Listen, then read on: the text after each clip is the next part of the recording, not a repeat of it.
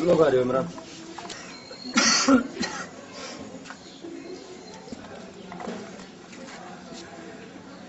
सिंधु देश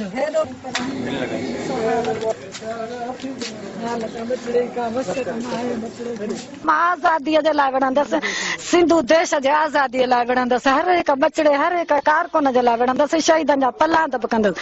भई मूं में हिमत आई त इंशाअल्लाह ईंदी। खपे सिंधी विढ़नि न मरनि, तूं छो थी वेठी पिट न हिते। अमा केतिरो फ़ख्रु अथव पंहिंजे सिंध जे हिन अरड़े पुट ते जेको तकलीफ़ुनि जे बावजूद माना एॾी बहादुरी मुज़ाहिर। हा मां तमामु बहादुर मां थी आहियां, मां भले एॾी बहादुर न हुयसि, पर हिन पुट जॾहिं जीअं मुंहिंजो गुम थियो उन खां पोइ मां ॿाहिरि निकितसि मुज़ाहिरा कयां। मां तमामु हींअर बहादुर आहियां। मां हिनखे एतिरा तशदुद ॾिठा आहिनि तॾहिं मां हींअर ताईं अफ़सोस थिए थो मुंहिंजो कमज़ोर आहे, पर मां हिनजी अहिड़ी माना परवरिश कंदसि जो वरी हिनखे मां नई ज़िंदगी नई सिहत ॾींदसि इंशाअल्लाह। मां हिकु बहादुर माउ थी ॾेखारींदसि, मां पाण हिन सां कुल्हे में मिलाईंदसि। अगरि ज़रूरत पई त बलोचनि जे औरतुनि वांगुरु मां हथियार खणी जबलनि ते वेहण लाइ तयारु आहियां। मां पंहिंजे पुट ते अहिड़ा तशदुद ॾिसी मां हेकारी बहादुर बणिजी वई आहियां। तव्हां हींअर तय करे चुका आहियो त सिंध माउ जे लाइ तव्हां माई बख्तावर जो किरदारु अदा कंदसि। मां कंदसि जे मुंहिंजी हयाती रही मां हींअर पौड़ी आहियां, पर अलाह मूंखे एतिरी चवंदी हिमत ॾिए जो मां उन्हनि ज़ालिमनि खां बदिला वठी सघां, हिकु हिकु शहीद जो पलांद वठी थी सघां। जो मूं में एतिरी हिमत आई, मां पंहिंजे पुट जो साथ ॾियण लाइ तयारु आहियां। भली हिनखे ॿाहिरि छॾे वञनि, पीउ छॾे वञे, मां हिन सां साथ ॾेई जबलनि ते वेहण लाइ तयारु आहियां। इहो मां तव्हां सिंध खे मैसेज थी कयां। मूंखे कासिम चौक हैदराबाद खां अगवा कयो वियो हुयो। किथे हुयो तव्हां एतिरो टाइम? मां ISI MIU जेके पाकिस्तानी एजेंसियूं आहिनि उन्हनि वटि हुयुसि, उन्हनि जे टार्चर सेलनि में बंदि हुयुसि, उन्हनि जे नंढड़नि नंढड़नि खोलनि साह कढण में बंदि हुयुसि। छा पुछियो वेंदो तव्हां खां? मूंखां इहो पुछियो वेंदो हुओ जेके गैस तेल ऐं ट्रेन जी पटरियुनि ते धमाका थींदा, इहे क़बूल कयो त तव्हां पिया कयो। जसमन जो चेयरमैन किथे आहे? जसाफ जसमन जो चेयरमैन हफ़ीज़ पीरज़ादो किथे आहे? ऐं जसाफ जो वाइस चेयरमैन शाहनवाज़ भुट्टो किथे मिलंदो? मां इहो चवंदो हुयुसि त मां शागिर्द आहियां, मां गैस ऐं तेल पटड़ियुनि ते कीअं धमाका करे थो सघां, ऐं मूंखे जेको आहे जसमन जे चेयरमैन शफ़ी बुरफ़त जी कीअं ख़बर पवंदी। बाक़ी मुंहिंजा मरकज़ी अॻवान आहिनि हफ़ीज़ पीरज़ादो ऐं शाहनवाज़ भुट्टो।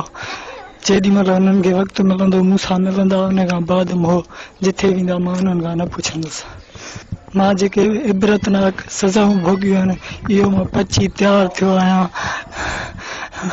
मां शहीद थियण लाइ जेको आहियां तयारु आहियां। जेके मां उते सज़ाऊं भोॻियूं आहिनि मां इहो सम्झो आहियां त मां उते पचियो आहियां। जेके मूंखे उते सज़ाऊं ॾिनियूं वयूं ऐं उते मूंखे जेके बीमारियूं ॾिनियूं वयूं उहे मां तव्हांखे ॿुधायां थो। तव्हां जसाफ जसमन ज़िले सिंध यूनिवर्सिटी सदर अफ़ज़ल पर पाकिस्तानी एजेंसी ISI ऐं MIA जे मथां 1 साल जी गुमशुदगी खां पोइ नओं कोट में मरण जी हालत में फजर महल फिटो कयो। मूंखे कासिम चौक तां कारो कपिड़ो चाढ़े ऐं वॾे टार्चर सेल ते आंदो वियो, जिते मुसलसिल 7 ॾींहं सख़्त जिस्मानी तशदुद कयो वियो ऐं इहा पुछा ॻाछा 7 ॾींहं कंदा रहिया त गैस तेल ऐं ट्रेन जे जसमन चेयरमैन जसाफ जसमन chairman Hafeez Pirzado vice chairman Shahnawaz Bhutto किथे मिलंदा। मुसलसिल इहो पुछी ऐं जिस्म खे फटकनि ऐं पथरनि सां चिचरींदा रहंदा हुया, जंहिं जिस्म सां सुॼी वेंदा हुया ऐं बेहोश करे खोलीअ में उछले वेंदा हुया। मां इहो ई चवंदो हुयुसि त मां यूनिवर्सिटीअ में पढ़ंदो आहियां, मां धमाका कीअं कंदुसि। जसमन चेयरमैन जेके पंहिंजे टाइम ते मिलंदा आहिनि ऐं मां शागिर्दनि जी भलाईअ लाइ कमु कंदो हुयुसि, जंहिंमें VC नज़ीर मुग़ल ऐं ॿियनि ते हाई कोर्ट में शागिर्दनि जे मसायो बि मूंखे सज़ा ॾियारी हुई। मुंहिंजी नज़र मुज़फ़र भुट्टो ऐं बार जसमन चेयरमैन शफ़ी बुरफ़त ऐं दरिया ख़ान SLA चेयरमैन दरिया ख़ान जे बारे में पुछंदा रहंदा हुया। इहो सिलसिलो 9 महीननि ताईं हलंदो रहियो। उन खां पोइ सॼी राति बिजली बंदि करे मूंखे मलेरिया समेत ॿियूं बीमारियूं पिणु ॾिनियूं वयूं, जंहिं सबबु मां मरण ते पहुतो हुयुसि। पोइ उहे मूंखे मुख़्तलिफ़ टिकियूं खाराईंदा हुया, जंहिं करे मार्च खां अप्रैल ताईं उल्टी अची वेंदी हुई। अप्रैल में पाणीअ में अहिड़ो केमिकल मिलाए ॾींदा हुया जेको पेट ऐं फिफड़नि खे साड़ींदो रहियो, जंहिं सबबु ख़तरनाक खंघि थी पई हुई। जॾहिं त कंहिं वक़्तु जूस पीआरींदा हुया,